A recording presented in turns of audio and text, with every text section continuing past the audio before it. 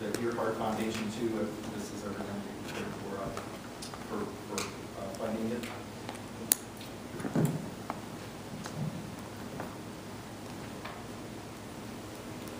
As Lori mentioned, she was kind enough to help me by inviting me to be a co-editor on this project,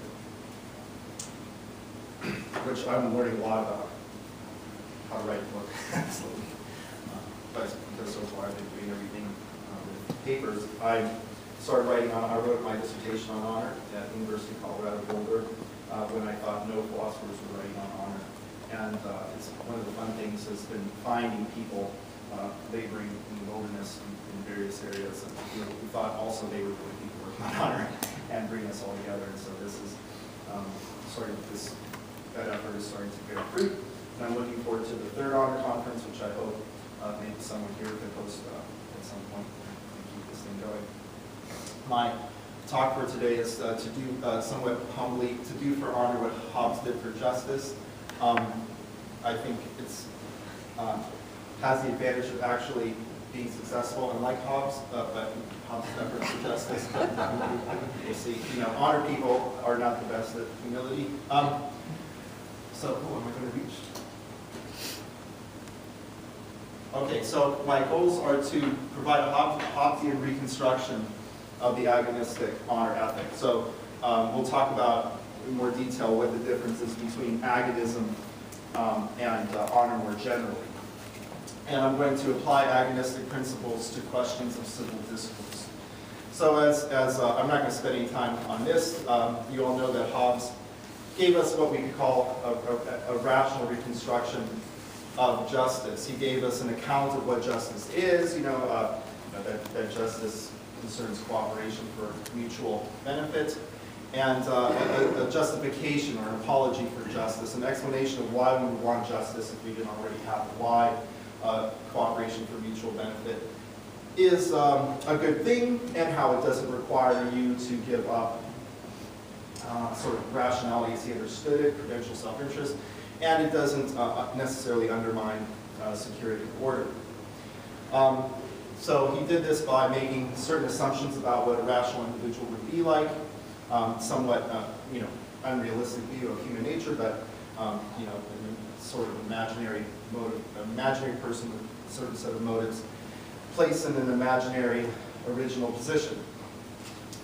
And so I'm interested in this question of, can we do for honor what Hobbes did? Can we use this strategy for honor, especially since honor is sort of in a primitive stage, right? I mean, honor's, a few hundred years back in development compared to justice, right? So we need to, maybe we could recapitulate some of the stuff that people working on justice did for the sake of honor.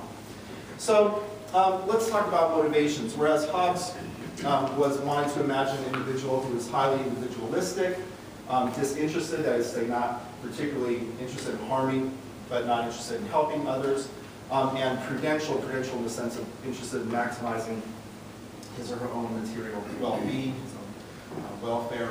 I'm going to imagine people as being social, highly social, competitive, and competitive for prestige. So I'm going to imagine social.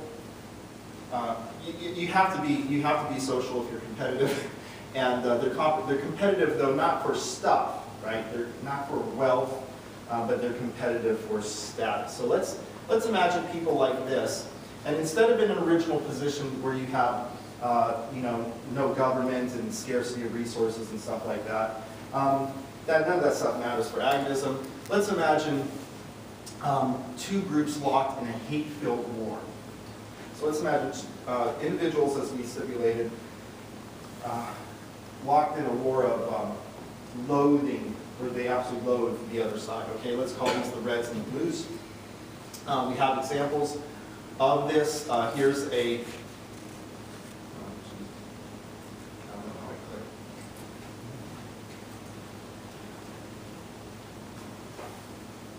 here's an example of what that would be like. Some of you might have seen this clip before. It comes from a Palestinian children's program.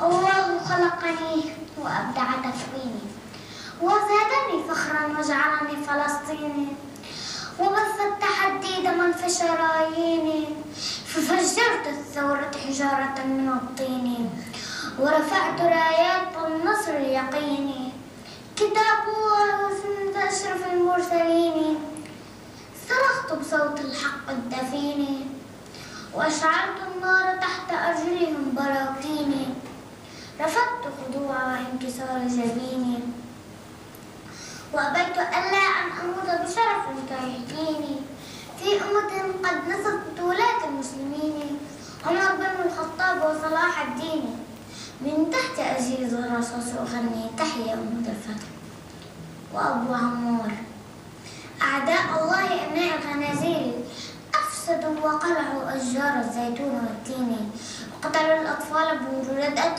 كالثعابين وقطعوا أسلاءهم بالحجارة والسكاكين واغتصبوا النساء في الميادين ودنسوا كتاب الله على الملايين. أين أمة الإسلام؟ أين أمة الإسلام والمجاهدين؟ أين مخافة الله في القدس قد دنست بالصهايين. Bravo, Zappy. Okay. Yeah. So imagine two groups that feel like this towards each other. Okay. If you can. Now.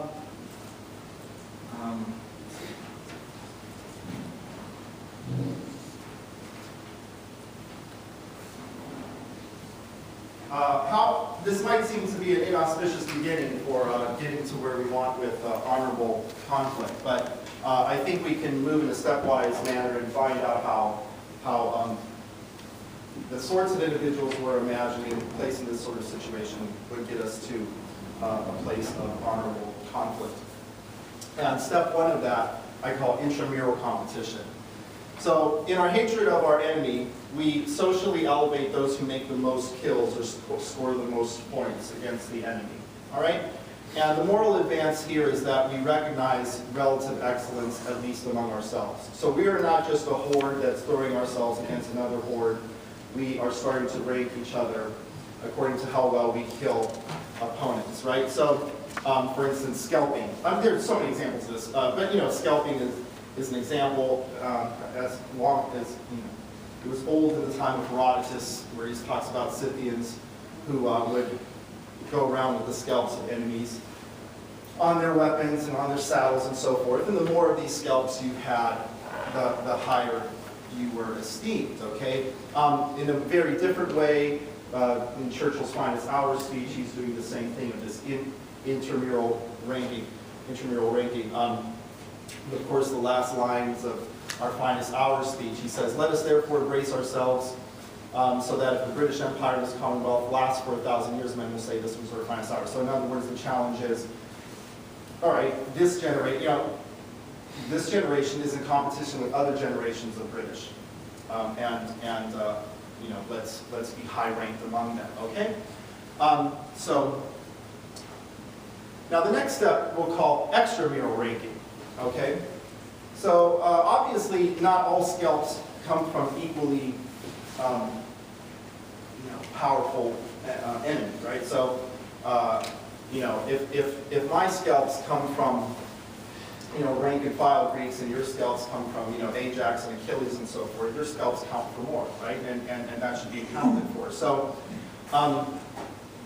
so because we recognize that not all kills are equally impressive, champions will begin to rank enemies and seek out the highest quality ones they feel they can defeat. And this is a moral advance, because now we are looking across the battlefield and we recognize relative excellence among our enemy. They are no longer just this sort of herd or faceless foe. Now they have to have identities, because you can't rank them unless they have identities.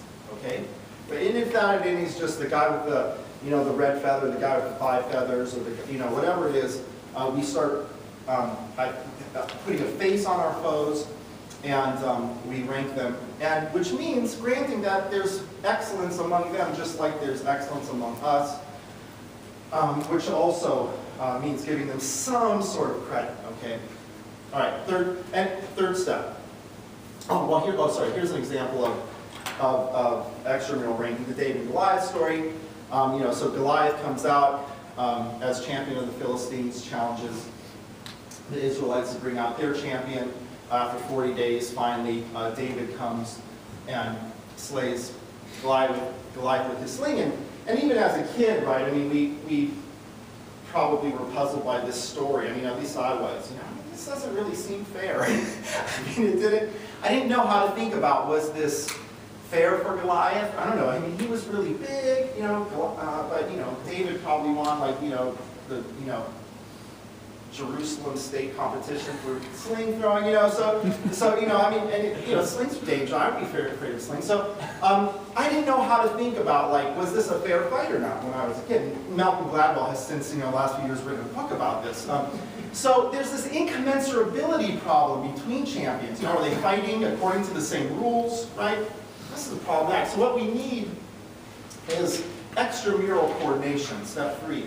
To address accusations of cheap victories, or I was sick that day, or you had a sling, I know you had a sling, and various coordination problems, champions have to create certain rules. So now we send our seconds across the battlefield. Now we parley, we start talking about what are the rules in which governing how we're going to fight. So here we get the first in bello rules of warfare forming, and another moral advance is that we get what, the gamified warfare that is so characteristic of warrior aristocratic culture, okay, which benefits bystanders to some extent, does moderate warfare to some extent, at least for the aristocrats. So these are a bit of a moral advance.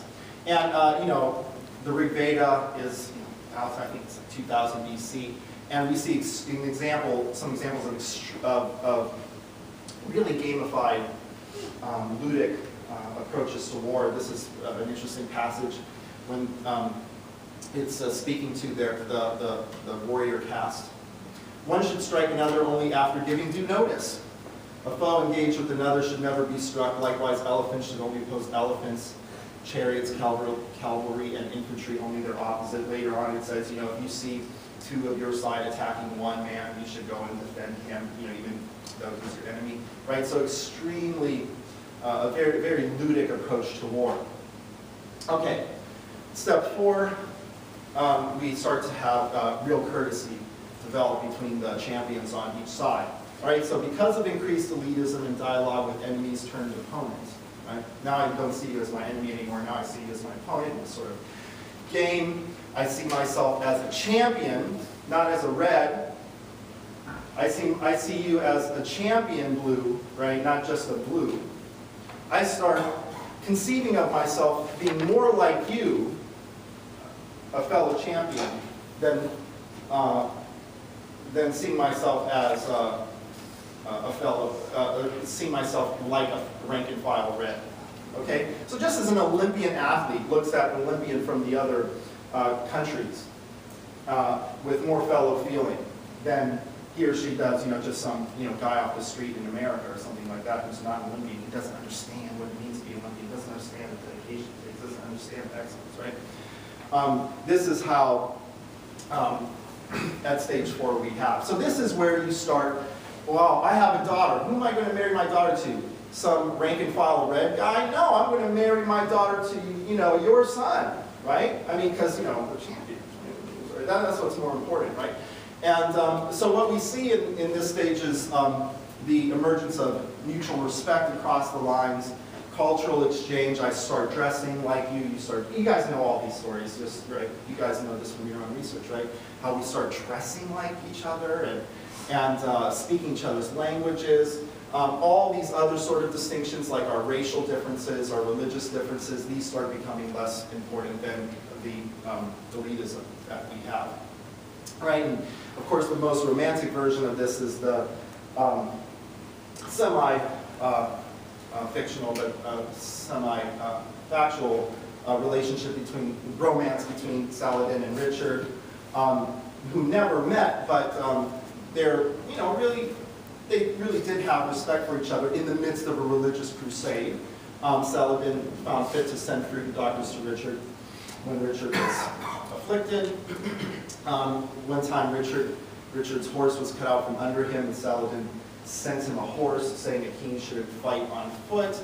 Richard knighted Saladin's nephew, and Richard offered Saladin's brother Salafin his sister in marriage. Well, he could convert once the people complained about that. Right, so obviously Richard is not like thinking, he's not, saying, oh, this is some person I can't deal with because he's Muslim. So what Hobbes tried to do was give us a sort of alchemy from the Lenin, virtues of, prudence to justice. If you have people who display prudential, who are motivated by prudential self-centeredness, placed in what his state of nature, which is material scarcity, etc. They'll create a government, and that helps establish the circumstances for contractarian justice. What I'm trying to do is say, well, look, what if we took people who are prestige-seeking, placed them in conflict?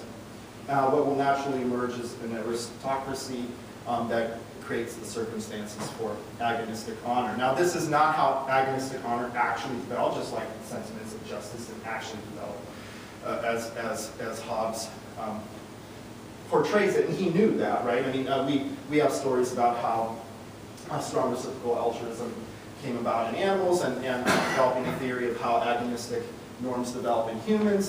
This is just a myth that helps illuminate what the function of agonism is. So how does this help us define honor? Well, honor in one sense just means prestige or high rank, okay? This a philosopher would call an axiological sense of honor. Okay, honor as a good. Kind of like pleasure. Pleasure's a good. But some senses of honor, however, connote more than mere prestige, like when we say honorable woman, a man of honor, or we owe something to her honor. So there's some sense that people may deserve honor or are entitled to honor, even if they are not in fact honored, so we all have that idea. So that's honor as a theory of right. So if you think about Frank Stewart's right to respect view of honor, you could say, well, honor in the sense of prestige, yeah, anything that's a prestige culture is an honor culture. Any culture that cares a lot about shame and social standing is going to be an honor culture. But they could have very different views about what gives you the right to this, what gives you the right to this respect. It could be sexual purity, it could be wealth, skin color. Hell, it could be I gave more to charity than you did, right? If you went to church, you know how that works. I'm more humble than you are. Agonistic norms are just one theory of what justifies your being on earth, right? So, it's just one among many. Some of you are not interested in agonism, and that's fine. I'm kind of more interested in this.